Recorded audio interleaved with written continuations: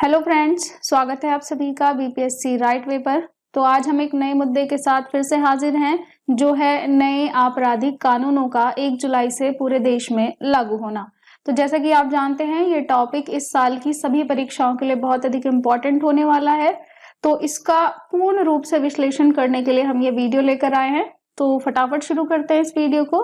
और यदि आपने अभी तक हमारा चैनल सब्सक्राइब नहीं किया है तो इसे सब्सक्राइब कर लें, और यदि आपको वीडियो पसंद आता है तो इसे लाइक करें और शेयर करना ना भूलें। सबसे पहले बात करते हैं ये विषय चर्चा में क्यों है।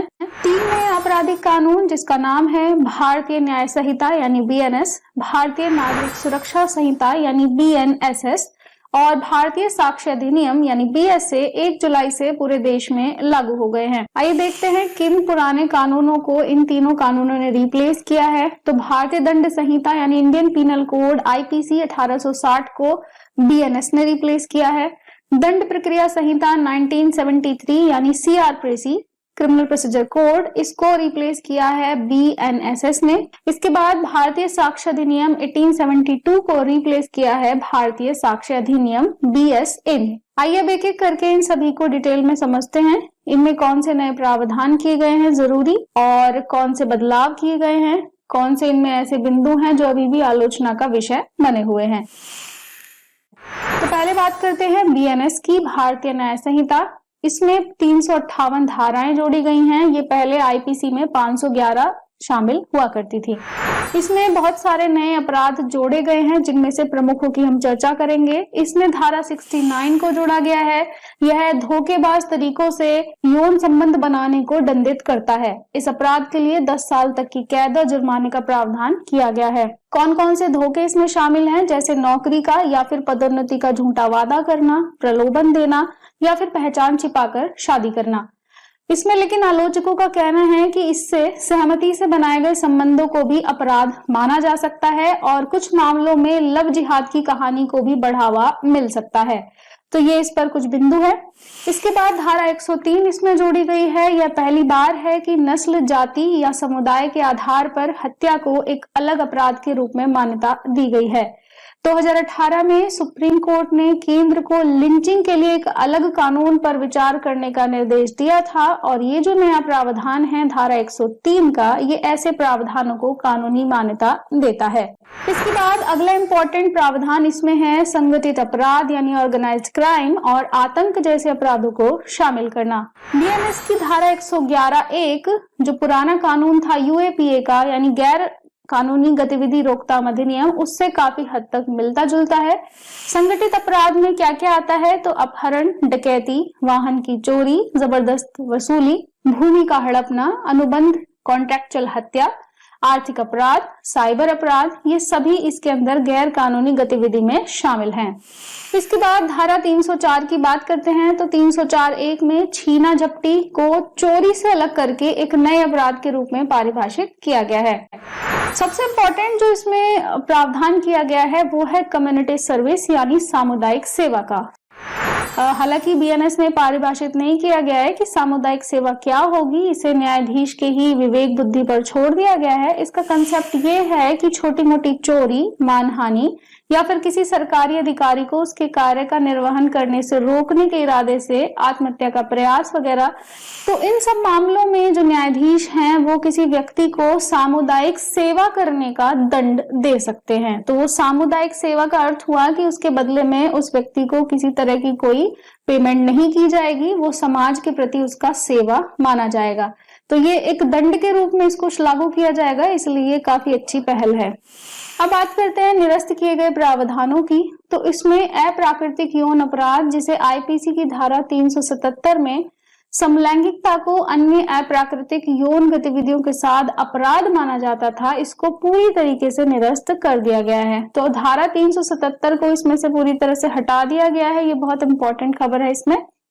इसके बाद व्यभिचार यानी अडल्टरी की यदि हम बात करें तो सर्वोच्च न्यायालय के फैसले के अनुरूप ही व्यभिचार के अपराध को भी हटा दिया गया है। ठगी की बात करें तो ठगी की धारा 310 को पूरी तरह से हटा दिया गया है। और बात करें लिंग तटस्थता की, यानी कि जेंडर न्यूट्रलिटी। सो बच्चों से संबंधित कुछ कानूनों में लैंगिक तटस्थता लाने के लिए संशोधन भी किया गया है। अब बात करते हैं कुछ दूसरे मॉडिफिकेशंस की, जिन्हें थोड़ा बहुत इधर उधर करके संशोधित फॉर्म में एज इट इज रखा गया है। तो पहला है, झूठी और भ्रामक जानकारी प्रकाशित करने को भी अपराधीकरण बनाया गया है। दूसरा राजद्रोह है, तो व्यापक परिभाषा के साथ एक नया नाम इसको दिया गया है, नाम रखा गया है देशद्रोह, और इस बार इसकी परिभाषा को भी बहुत अधिक व्यापकता प्रदान की गई है। इसके अलावा कई प्रावधान ऐसे हैं जिनमें अनिवार्य न्यूनतम सजा निर्धारित ही कर दी गई है, यानी उन मामलों में अनिवार्य रूप से मिनिमम सजा देनी ही है, हालांकि ये न्यायिक विवेक के दायरे में सीमित रखा गया है। इसके अलावा सार्वजनिक संपत्ति को नुकसान के मामले में एक वर्गीकृत जुर्माना यानी नुकसान की मात्रा के अनुरूप जुर्माना लगाने का प्रावधान कर दिया गया है। लापरवाही से मौत के लिए सजा को 2 साल से बढ़ाकर 5 साल कर दिया गया है। डॉक्टरों के केस में ये 2 साल की ही कैद होगी यदि डॉक्टर की लापरवाही से किसी की जान जाती है तो। इसके बाद नाबालिग पत्नी के साथ यौन संबंधों को बलात्कार के दायरे में लाया गया है। सो माइनर वाइफ के साथ में sexual intercourse is an rape now. और जैसे कि हमने अभी देखा कि धारा 377 को पूरी तरह से निरस्त कर दिया गया है, जो कि समलैंगिकता के आधार पर बनाया गया था। इसमें आलोचना का पहला बिंदु है आपराधिक जिम्मेदारी की आयु विसंगति। आपराधिक जिम्मेदारी यानी कि एक ऐसा एज जिसमें आप अपराध करने के लिए अपराधी जिम्मेदार ठहराए जा सकते हैं। तो इस संबंध में आपराधिक जिम्मेदारी 7 साल से शुरू होती है और मैच्योरिटी के आधार पर इसे 12 साल तक बढ़ाया जा सकता है, बट ये वैश्विक सिफारिशों के साथ थोड़ा मैच नहीं करती है, उसका विरोध करती है। दूसरा है बाल अपराध परिभाषाओं में भी असंगतता है, जैसे यह बच्चे की आयु 18 वर्ष से कम निर्धारित करता है, लेकिन बलात्कार जैसे अपराधों के लिए आयु मानदंड भिन्न होते हैं और इससे असंगतता पैदा होती है।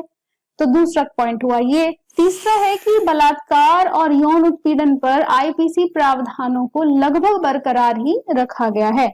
जैसे लिंग तटस्थ बलात्कार के लिए न्यायमूर्ति वर्मा समिति के 2013 के जो सुझाव थे उनको छोड़ दिया गया है, उसे एक्सक्लूड नहीं किया गया है। इसके बाद वैवाहिक बलात्कार को अपराध के रूप में मान्यता देना, ये कुछ ऐसी बातें हैं जिन पे आलोचकों ने उंगली उठाई है। बलात्कार कानूनों को अभी भी लिंग तटस्थ नहीं बनाया गया है, यानी कि यदि ये जो विषय है, जो बलात्कार का विषय है, यदि पुरुष इसमें पीड़ित हैं तो उनके प्रति कोई भी प्रावधान इसके अंदर नहीं किया गया है, जो कि चिंता का विषय है। इसके बाद सरकार ने दावे किए कि राजद्रोह को खत्म कर दिया जाएगा, बट उसके जो बावजूद बीएनएस ने एक्चुअल में इसकी परिभाषा को और भी वाइड कर दिया है और भी व्यापक किया है, नाम बदलकर देशद्रोह रख दिया है। ठीक है, तो ये हुआ हमारा बीएनएस से रिलेटेड सारा इंपॉर्टेंट विश्लेषण। अब हम आगे चलते हैं, देखते हैं भारतीय साक्ष्य अधिनियम को। इसने भारतीय साक्ष्य अधिनियम 1872 को रिप्लेस किया है। इसमें 170 धाराएं हैं, जिसमें से 24 को तो मॉडिफाइड कर दिया गया है और 2 को नया जोड़ा गया है। प्रमुख परिवर्तन की बात करते हैं। इलेक्ट्रॉनिक और डिजिटल रिकॉर्ड को शामिल करके और डिजिटल और इलेक्ट्रॉनिक रिकॉर्ड को प्राथमिक साक्ष्य के रूप में मान्यता इसमें दे दी गई है। अब डिजिटल या इलेक्ट्रॉनिक रिकॉर्ड का अन्य डॉक्यूमेंट्स के समान ही कानूनी प्रभाव होगा, वैलिडिटी होगी और वो उतने ही मान्य होंगे। द्वितीयक साक्ष्य के दायरे का विस्तार किया गया है। इसमें मौखिक रूप से स्वीकारोक्ति या लिखित प्रस्तुतियां आदि भी शामिल कर दी गई हैं। इसके अलावा कई व्यक्तियों का मुकदमा जहां एक आरोपी ने गिरफ्तारी वारंट का जवाब नहीं दिया है, उसे संयुक्त मुकदमा ही माना जाएगा, यानी संयुक्त मुकदमा हुआ जिसमें एक ही अपराध के लिए एक से ज्यादा व्यक्तियों पर मुकदमा चल रहा हो, जैसे शाहबानो का केस। इसके बाद इकबालिया बयान की आवश्यकता को भी संशोधित किया गया है। किसी अभियुक्त द्वारा किया गया कबूलनामा आपराधिक कार्यवाही में अप्रासंगिक होता है। चिंताएं की बात करें तो इसमें कुछ चीजें हैं जो अभी भी चिंता का विषय बनी हुई है, जैसे तलाशी, जब्ती और जांच प्रक्रिया के दौरान इलेक्ट्रॉनिक रिकॉर्ड से छेड़छाड़ के संबंध में अभी भी चिंताएं बनी हुई हैं। सामान्यतः दस्तावेजों के रूप में स्वीकार होने के लिए अब इलेक्ट्रॉनिक रिकॉर्ड को भी सर्टिफाइड किया जाना चाहिए, जिसकी व्यवस्था इसमें नहीं की गई है। इसके बाद सुप्रीम कोर्ट और विधि आयोग ने जो सुझाव दिए थे उसको इसमें इंक्लूड नहीं किया गया है। अधिनियम में एक नियम दिया गया है कि पुलिस हिरासत में किसी व्यक्ति की जानकारी का उपयोग किया जा सकता है यदि यह सीधे किसी खोजे गए तथ्य से संबंधित है तो, और साथ ही हिरासत में यदि किसी को चोट लग जाए तो पुलिस की जिम्मेदारी की धारणा जो होती है उसका भी बहिष्कार इस एक्ट में किया गया है। तो ये रहा आपका साक्ष्य अधिनियम से रिलेटेड। इसके बाद हम बात करते हैं BNSS की, यानी भारतीय नागरिक सुरक्षा संहिता। इसने CRPC 1973 को रिप्लेस किया है। इसमें 531 धाराएं हैं, 177 धाराएं इसमें संशोधित हैं और 9 नई जोड़ी गई हैं। प्रमुख बिंदुओं की बात करें तो FIR के संबंध में सबसे पहले इसमें नई प्रक्रियाएं क्या होंगी। 0 FIR दर्ज करने के बाद संबंधित पुलिस स्टेशन को इसके आगे की जांच के लिए क्षेत्राधिकार के अनुसार उपयुक्त स्टेशन में ट्रांसफर करना होगा। फर्स्ट ऑफ ऑल 0 FIR आप किसी भी थाने में दर्ज करा सकते हैं। इसके बाद नया है EFIR, यानी इलेक्ट्रॉनिक रूप से भी अब आप FIR दर्ज कर सकते हैं और इसकी जानकारी आधिकारिक तौर पर 3 दिनों के भीतर व्यक्ति के हस्ताक्षर पर दर्ज की जाएगी। पुलिस हिरासत में इस हिरासत का विस्तार किया गया है। 15 दिन की सीमा को बढ़ाकर अब 90 दिन कर दिया गया है।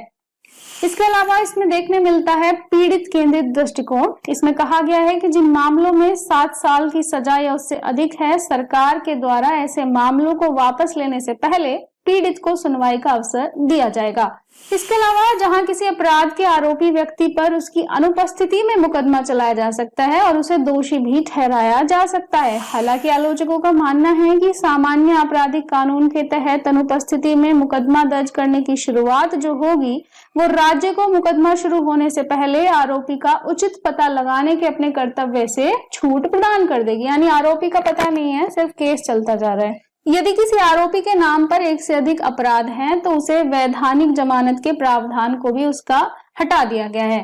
इसके बाद मेट्रोपॉलिटन मजिस्ट्रेट की विशिष्टता और उसकी भूमिका को समाप्त कर दिया गया है। इसके अलावा विचाराधीन कैदियों की जो हिरासत का मामला है, बहुत इंपॉर्टेंट बात है, तो गंभीर अपराधों के आरोपियों के लिए व्यक्तिगत जमानत पर रिहाई को अब रिस्ट्रिक्ट कर दिया गया है। किसी आरोपी को गिरफ्तार करना आवश्यक नहीं है। इसके बजाय यदि आरोपी न्यायिक मजिस्ट्रेट के सामने पेश होने में विफल रहते हैं तो पुलिस सुरक्षा जमानत की मांग कर सकती है। एक और अन्य चीज देखने मिलती है वो है अधिकांश प्रावधानों में मानसिक बीमारी की जगह पर लिखा गया है विकृत चित्त। ठीक है। वारंट के साथ बिना तलाशी के लिए अनिवार्य ऑडियो वीडियो दस्तावेजीकरण की आवश्यकता अब इसमें मैंडेटरी कर दी गई है, जिसमें रिकॉर्ड की गई सामग्री को तुरंत मजिस्ट्रेट को सौंपा जाएगा। बहस के बाद 30 दिनों के भीतर फैसला जारी करना होगा। इसके बाद है फॉरेंसिक जांच। 7 साल या उससे अधिक की कैद वाले दंडनीय अपराधों के लिए फॉरेंसिक जांच अनिवार्य कर दी गई है। ठीक। इसके बाद हर राज्य सरकार के द्वारा गवाह सुरक्षा योजना निर्धारित की जाए, ऐसा भी इसमें प्रावधान किया गया है। इसमें पुलिस हिरासत की मांग करते समय जांच अधिकारी को कारण बताने का आदेश नहीं दिया गया है, तो ये इसमें एक लूप होल है। दूसरा, उच्चतम न्यायालय ने भी बहुत सारे फैसले दिए हैं और ह्यूमन राइट कमीशन के भी दिशा निर्देश रहे हैं, परंतु फिर भी इसमें गिरफ्तारी के दौरान हथकड़ी के उपयोग की अनुमति दी गई है। चल संपत्ति के साथ साथ अचल संपत्ति को भी अब सरकार जब्त कर सकती है। ये भी एक आलोचना का विषय बना हुआ है। इसको सुचारू रूप से चलाने के लिए, इन लॉज का क्रियान्वयन करने के लिए कौन से कदम सरकार के द्वारा उठाए जा रहे हैं या उठाए जाएंगे। तो राज्य जो है वो भारतीय नागरिक सुरक्षा संहिता के कुछ प्रावधानों में अपने स्वयं के संशोधन लाने के लिए स्वतंत्र है। ये वेलकम स्टेप है। इसके बाद BNS में भी दोबारा से संशोधन किया जा सकता है। इसमें पुरुष और ट्रांसजेंडर व्यक्तियों के खिलाफ यौन अपराधों पर एक धारा भी शामिल ताकि इसमें की जा सके। इसके बाद जो पिछले कानून थे IPC और CRPC, वो भी कानून साथ साथ चलेंगे, क्योंकि अभी बहुत से मामले अदालतों में लंबित हैं जो 1 जुलाई 2024 से पहले थे, तो उनकी रिपोर्ट क्योंकि इससे इन पिछले कानूनों में दर्ज की गई थी, इसलिए वो भी साथ साथ चलेंगे। पहली सूचना रिपोर्ट यानी FIR अब अपराध और अपराध ट्रैकिंग नेटवर्क सिस्टम यानी CCTNS के माध्यम से ऑनलाइन दर्ज की जा सकती है। इससे क्या होगा कि पुलिस स्टेशन जाने की आवश्यकता भी नहीं है और कई भाषाओं में EFIR और 0 FIR की अनुमति भी अब दे दी गई है। NIC ने इसको संशोधित किया है इस सिस्टम के अंदर। गृह मंत्रालय ने क्या किया है कि साक्ष्य रिकॉर्ड करने और अपलोड करने के लिए एक ऐप पे परीक्षण चल रहा है जिसका नाम है E-साक्ष्य, और विभिन्न राज्यों ने भी अपनी क्षमताओं के आधार पर ऐसी प्रणाली विकसित की है। जैसे एग्जाम्पल ने दिल्ली का, तो दिल्ली पुलिस ने ई प्रमाण एप्लीकेशन विकसित की है। प्रशिक्षण की बात करें तो बार काउंसिल ऑफ इंडिया ने अनिवार्य किया है कि इन नए कानूनों को शैक्षणिक वर्ष 2024-25 से विश्वविद्यालयों और कानूनी शिक्षा केंद्रों के पाठ्यक्रम में शामिल किया जाए। और पुलिस अनुसंधान और विकास ब्यूरो यानी BPRND समन्वित प्रचार अभियान के लिए अंतर मंत्रालयी समूह के प्रयासों का भी समन्वयन कर रहा है ताकि इसके बारे में ज्यादा से ज्यादा जागरूकता दी जा सके। फिर बात करते हैं लास्ट में NIC की। तो NIC ने अपराध स्थलों, न्यायिक सुनवाई और इलेक्ट्रॉनिक रूप से अदालती समन की डिलीवरी की वीडियोग्राफी और फोटोग्राफी की सुविधा के लिए ई-साक्ष्य, न्याय श्रुति और ई-समन जैसे एप्लीकेशन विकसित किए हैं। तो आप देखेंगे यहाँ पे टेक्नोलॉजी थोड़ा सा एडवांस होती हुई आपको यहाँ पर दिखाई देगी। उम्मीद करते हैं आपको ये वीडियो पसंद आया होगा और इसके बाद आपको इन लॉज को समझने में थोड़ी आसानी होगी। तो फिर मिलते हैं ऐसे अगले टॉपिक के साथ में, तब तक जुड़े रहें BPSC राइट वे के साथ में। Thank you.